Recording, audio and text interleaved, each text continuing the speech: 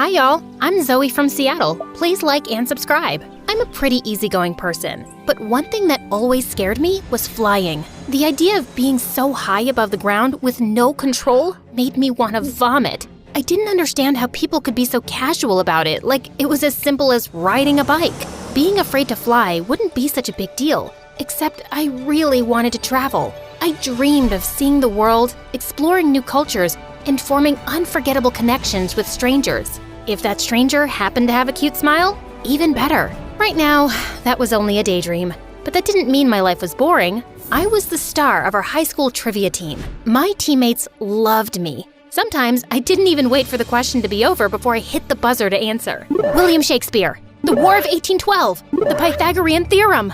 We were competing in the semifinals, and we were just one correct answer away from winning. The quizmaster read the question off his card. My teammates all looked at me. I had to think about it for a second. The opposing team all leaned in to confer amongst themselves. I saw them nod and agree, about to buzz in, but then I slapped the buzzer first and got the answer right. My teammates and I cheered. We won! Now we were going to the finals and one step closer to winning the championship. The next day at school, the teacher sat down with our team to talk about the finals and go over our strategy. You guys should be proud of yourselves. You did great. Are you excited to go to Tokyo? Oh my gosh, Tokyo? Somehow I had completely forgotten the finals were in Japan. I thought of all my dreams of travel and exploration. This was so exciting.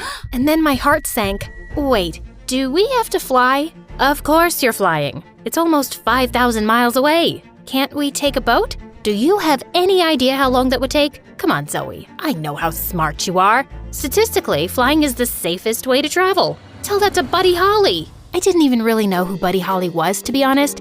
I just knew he was an old singer my dad liked who had died in a plane crash. My dad was always playing his records at home and singing his songs while he did the dishes. On the day we were supposed to leave, I begged my dad to let me stay home. All I could think about was how horribly wrong things might go. Honey, I understand you're scared, but your team is depending on you. There's nothing to be afraid of. He tried to hide the Buddy Holly record behind his back, but not before I noticed. And just look around. This is one of your dreams. I promise, you're going to be so glad that you went. I looked around my room, at the travel collages on my wall and the globe on my nightstand, the book about the 7 wonders of the world. My dad was right. This was something I'd always imagined.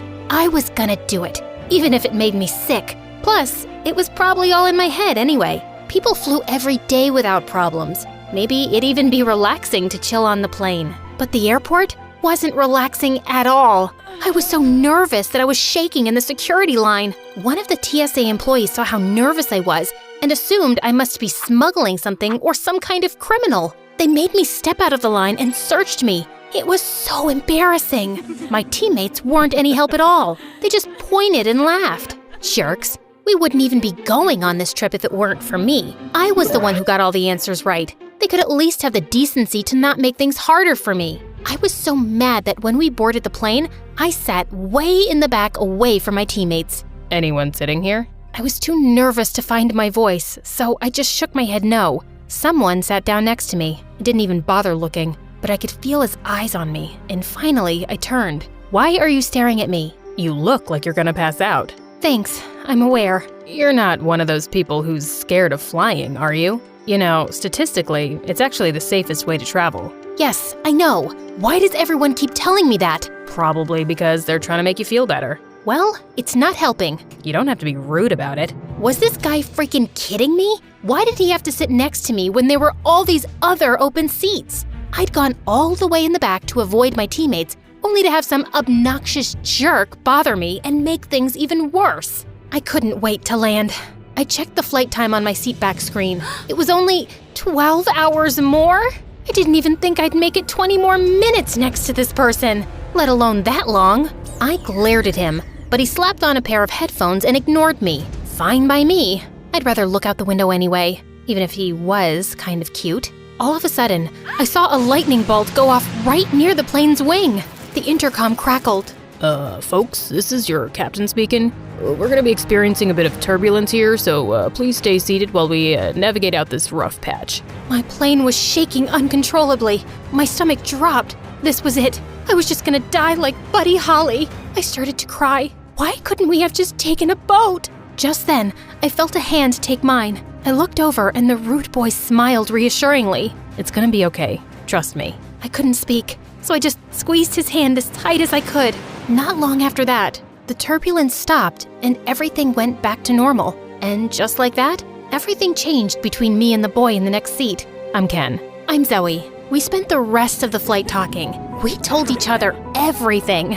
All of that time went by so fast. I was shocked when we landed that the flight was already over. We even stayed up talking on the phone when I got to the hotel that night. Ken was from Japan originally, but he had lived in the US for a few years now. He still came back to Tokyo all the time to visit his sobo. That's Japanese for grandmother. I thought that was really sweet. The next day, Ken showed me all around Tokyo. We went to a beautiful shrine in Asakusa, a cat cafe where we drank tea and played with kittens, and to the top of Tokyo Skytree, a skyscraper that overlooked the entire city. This was even better than what I had imagined. I was really doing it, exploring a new country and seeing sights right out of my photo collage. And to have Ken by my side made it even more special. Just when I thought the day couldn't get any better, Ken gently touched my face and kissed me. Then he wrapped his arms around me and we gazed out at the city lights. The day after, I was supposed to practice with my team for the finals, but I was still kind of annoyed with them.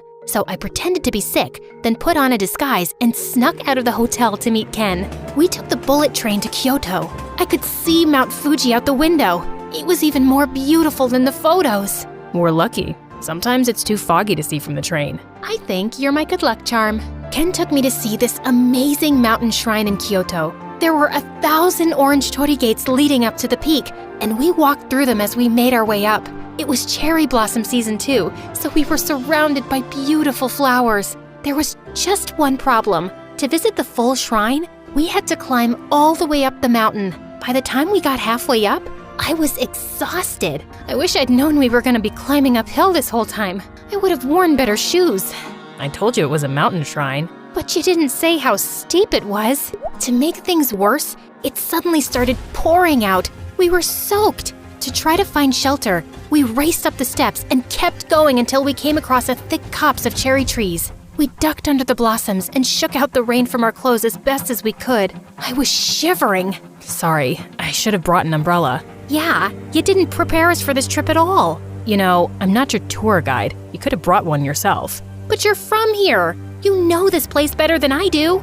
Do you think everyone from Japan can just predict the weather? That's not what I meant. I heard the crack of thunder just then. Come on, we should head back down.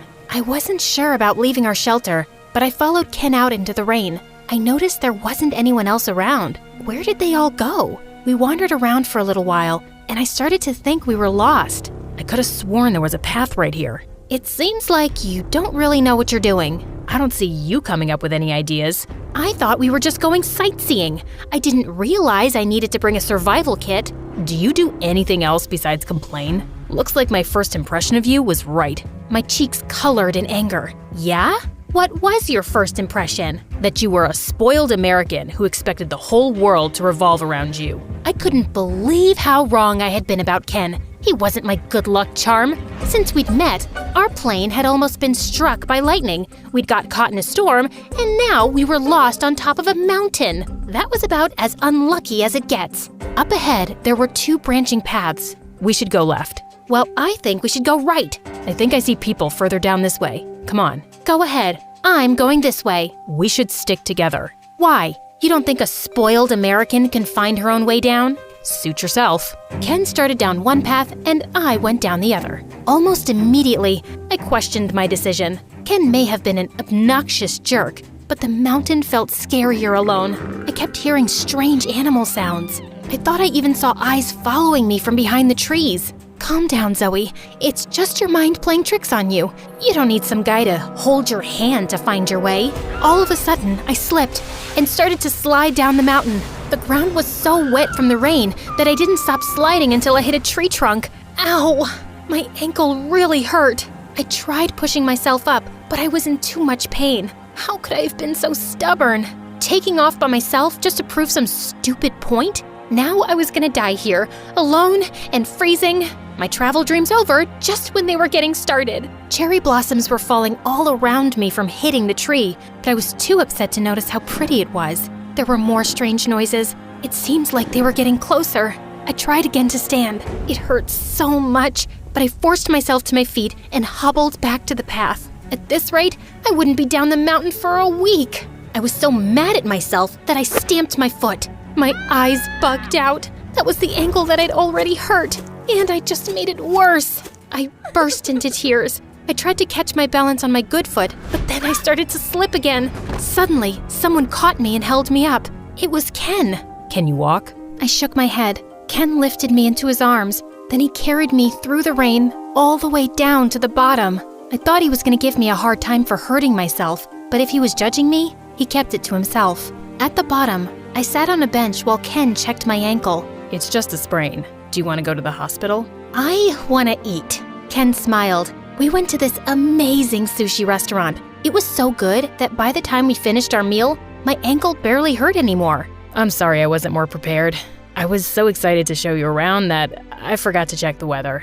I'm sorry I took it all out on you. It wasn't just your responsibility, it was both of ours. On the train back to Tokyo, Ken and I were both too exhausted to talk more. I fell asleep with my head on his shoulder. When I got to my hotel room, I found a gift basket with a bunch of my favorite snacks. There was a note inside. It was from my teammates. We're sorry. We hope you make it to the finals tomorrow. Love, team. The next day, we were on stage competing for the championship. I kept looking out at the crowd, hoping to see Ken, but he wasn't there. He hadn't answered my call that morning either. I wondered if we were still fighting. It seemed like things were either perfect or we wanted to strangle each other, with nothing in between. Zoe! I glanced over at my teammate.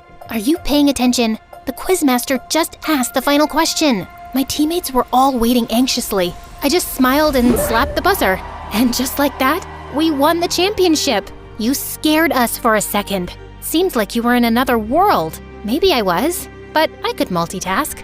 That night, my team and I celebrated our championship. I was hoping Ken would join us, but I still couldn't get in touch with him. I hoped everything was all right. After I got back to my hotel room, I packed and ate some of my snacks. I checked my phone. No new messages. I was disappointed, but it was hard to be completely sad when we'd just won the championship and I'd gotten to have all these great new experiences. My dad was right. I was really glad I came on this trip. On the plane, I sat near the back again. My team wanted to keep celebrating, but I was tired and still nervous about flying.